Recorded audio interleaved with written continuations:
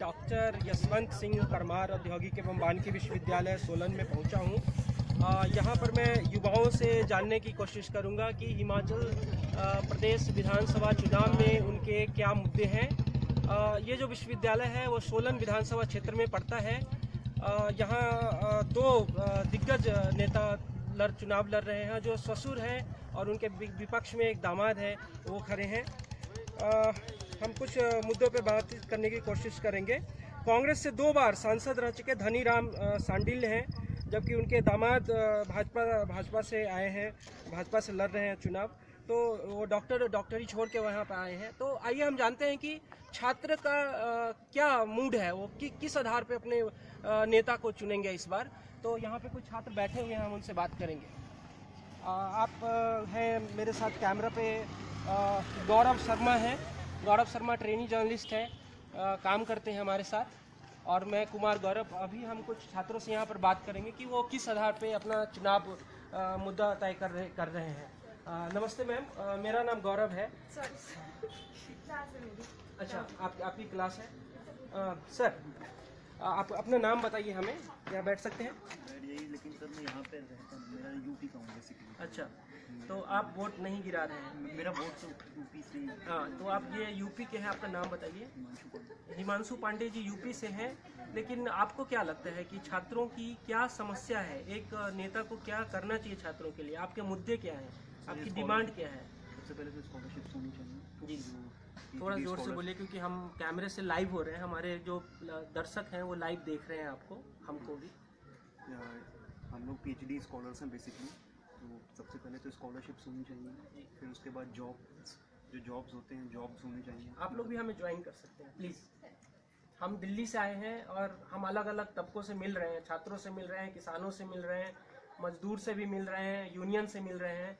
और अलग अलग तबकों का क्या राय है, क्या चुनावी उनके मुद्दे हैं, वो नेताओं के द्वारा कुछ जो बोल दिया जा रहा है उसी को रट रहे हैं या उनके अपने भी डिमांड है। तो इन सब चीज़ों की पड़ताल हम यहाँ करने की कोशिश कर रहे हैं। तो आप यहाँ पे आके बैठ सकते हैं, बाकी और साथी जो सुन रहे हैं आप लोग यहाँ आ जाइए। अभी हम स्कॉलरशिप वाले मुद्दे पे हम बात कर रहे हैं। हाँ, तो सबसे पहले तो हायर एजुकेशन में हमारे यहाँ स्कॉलरशिप्स बहुत कम है हायर एजुकेशन, और सबको नहीं मिल पाती है। बेसिकली जैसे कि कुछ अमाउंट हम लोग को मिलना चाहिए, जैसे कि लोग हायर एजुकेशन की तरफ जाएं। फिर दूसरी प्रॉब्लम आती है जॉब्स की। जैसे कि मैं जिस स्टेट से हूँ, उस स्टेट में जॉब के लिए यूपी सबसे बड़ा है, वहाँ पे भी ज़्यादा जॉब्स नहीं है। तो बेसिकली अगर जॉब प्रोवाइड करें और फिर हायर एजुकेशन, आप तो जानते हैं कितनी यूनिवर्सिटीज़ खुल रही हैं, कितने प्राइवेट हैं, कितने सारे वो हो गए हैं। लेकिन हम लोग उतना प्रोड्यूस तो कर रहे हैं, लेकिन उतनों को जॉब नहीं दे पा रहे। तो इसी वजह से लोग एजुकेशन की तरफ जा भी नहीं रहे हैं। मतलब हायर एजुकेशन की तरफ नहीं जा रहे हैं क्योंकि जॉब नहीं है, जॉब है, कम है। और फिर स्कॉलरशिप्स बहुत कम है, कहीं कहीं पे तो स्कॉलरशिप है ही नहीं। यूनिवर्सिटीज़ के इंफ्रास्ट्रक्चर की प्रॉब्लम आती है, जैसे कि कहीं कहीं पे अब देख रहे हैं कि गवर्नमेंट वो है, क्या कहते हैं, स्टेट गवर्नमेंट्स जो हैं वो इतनी वो नहीं है, क्या कहते हैं, जो फंड प्रोवाइड कर सकें। तो सेंटर को ऐसी यूनिवर्सिटीज़ देखना चाहिए कि जिसमें वो फंड प्रोवाइड करके उनको अच्छी कंडीशन में ला सकें। और ओवरऑल एक स्टूडेंट का यही डिमांड रहती है कि उसकी सबसे पहले एक होनी चाहिए कि उसको जॉब श्योरिटी हो।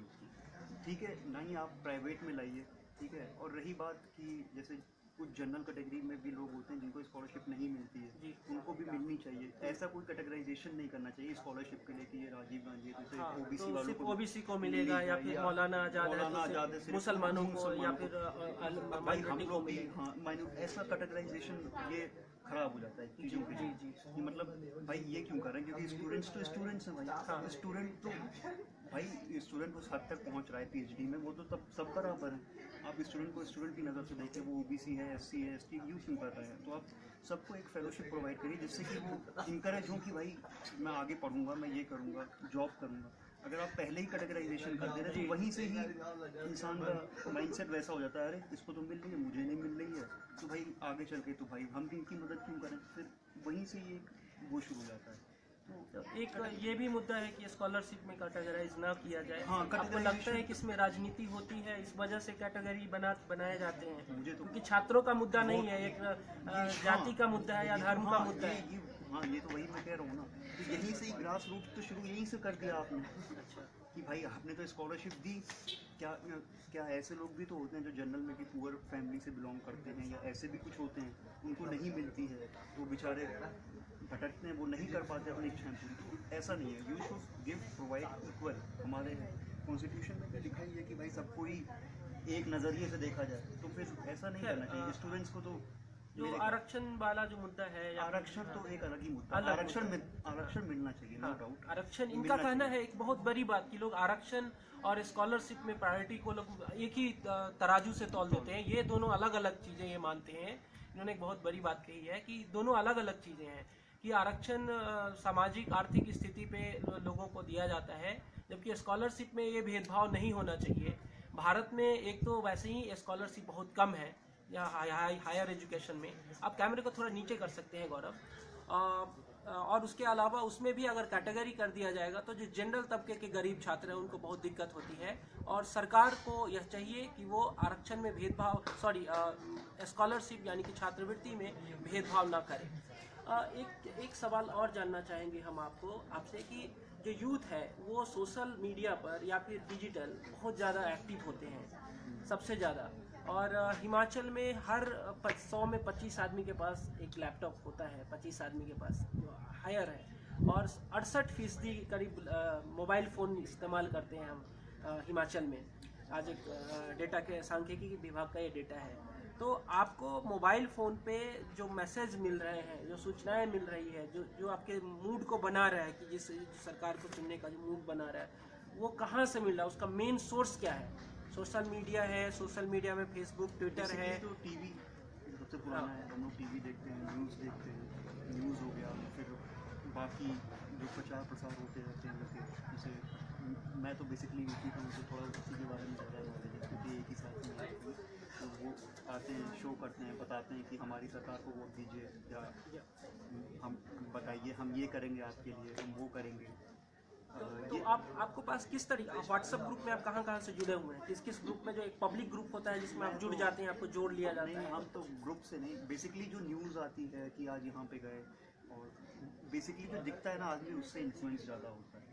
और क्या कहते हैं, और न्यूज़पेपर में जो निकलता है, जैसे कि आप भी तो मास मीडिया से हैं, तो आप जो बोलेंगे उसका जनता पे डायरेक्ट प्रभाव पड़ेगा। पता कि हाँ, कि भाई हाँ, कि आप अगर इसको अच्छा शो कर रहे हो, मतलब इस बंदे को अच्छा दिखा रहे हो, इसकी इमेज अच्छी है, या जैसे कि मेरा योगी आदित्यनाथ जी है, तो वो काफ़ी, हम लोग बात करते हुए चलते हैं उधर एक ग्रुप में और छात्रों से बात करने की कोशिश करते हैं इधर। ये मैं जानने की कोशिश कर रहा था कि जो मैसेज मिल रहे हैं आपको व्हाट्सएप ग्रुप पे, जो मैसेज मिल रहे हैं वो किस तरह के मैसेज आपको मिल रहे हैं, जो पॉलिटिकल इन्फ्लुएंस हैं या फिर जो मुद्दे के इन्फ्लुएंस हैं? एक बार इधर आ जाना गौरव, मैं बात करता हूँ। नमस्कार, मेरा नाम गौरव है, मैं दिल्ली से आया हूँ, और अभी जो हिमाचल में चुनाव होने वाले हैं, 9 तारीख को वोट पड़ेंगे, तो मैं ये जानना चाह रहा था कि छात्रों के क्या मुद्दे हैं, आप लोग किस आधार पे वोटिंग करने वाले हैं? क्या आप 18 साल के हो चुके हैं तो आप शायद पहली बार वोट करेंगे? आप तीनों नहीं हैं? नहीं। आप बालिग नहीं है अभी, ऐसा बोलिए। तो हम वोट ही नहीं करेंगे। अच्छा, आप वोट नहीं करने वाले हैं, लेकिन आपको पता होना चाहिए कि जो निर्वाचन आयोग है करोड़ों रुपया खर्च किया है इसलिए कि युवाओं को वोटिंग में शामिल किया जाए। जो पहली बार 18 साल के बने हैं उसके लिए करोड़ों रुपया, जो हमारे जनता का पैसा है, ये खर्च किया जा रहा है कि यूथ जो है वो वोटिंग करे। और वोटिंग इसलिए ही ना करे कि वोटिंग करना है, किसी को भी डालना है, इसलिए करे कि उनकी जो ज़रूरत कौन सा नेता, कौन सा पार्टी पूरा करेगा, वो इसलिए करे। तो मैं ये बेसिकली जानना चाह रहा था आपको कि आपके क्या मुद्दे हैं, आपके क्या मांगे हैं, क्योंकि राजनेता तो अपनी मांगे बना देते हैं, वो तो अपने मुद्दे खुद बनाते हैं, लेकिन जनता की क्या के मुद्दे हैं उसको बताना बहुत ज़्यादा ज़रूरी है। आपका अपना नाम बता सकते हैं? तो आप कैमरा नज़दीक ले आइए गौरव। इसकी कोई जरूरत नहीं है ना, प्लीज कैमरा घुमा के। कोई बात नहीं, ये हम फेसबुक लाइव हैं और हम सभी लोगों से बात करते हैं। Okay, you are not comfortable, कोई बात नहीं। आइए अब और कुछ छात्रों से बात करें। आगे कुछ कमेंट्स आ रहे हैं यहाँ पर हमारे बीच। हाँ, तो थैंक यू। अभी हम YS परमार विश्वविद्यालय में थे, यहाँ पे हमने कुछ छात्रों से बातचीत करने की कोशिश की। हमने कुछ छात्रों से बातचीत की, वो पॉलिटिकली वो बिल्कुल ज़्यादा एक्टिव नहीं है। हालांकि कुछ छात्र बोलने से हिचक रहे हैं कि वो कैमरे पर नहीं आना चाहते। इसकी वजह कुछ परिवार का भी प्रेशर है कि वो कैमरे पर क्यों आएगा, टीवी पे आ जाएंगे। तो एक साइनस जैसा माहौल है कॉलेज में और पॉलिटिकली बहुत ज़्यादा इन्फ्लुएंस नहीं है। हालांकि कुछ छात्रों ने हमसे कुछ बातें की हैं। अब मैं कुछ और छात्रों से बातचीत करने की कोशिश करूंगा। फिलहाल इस फेसबुक लाइव को हम यहीं पे समाप्त करते हैं। नेक्स्ट फेसबुक लाइव के लिए आप अपने सजेशन दे सकते हैं कि हम किस तबके से बातचीत करें और कहाँ की आप रिपोर्टिंग चाहते हैं। कैमरा पर्सन हमारे साथ गौरव आज जुड़े हैं, गौरव शर्मा, जो हम अभी यहाँ पे काम करते हैं, ट्रेनी पत्रकार हैं। और मैं गौरव आपके साथ था पंचायत टाइम्स के लिए।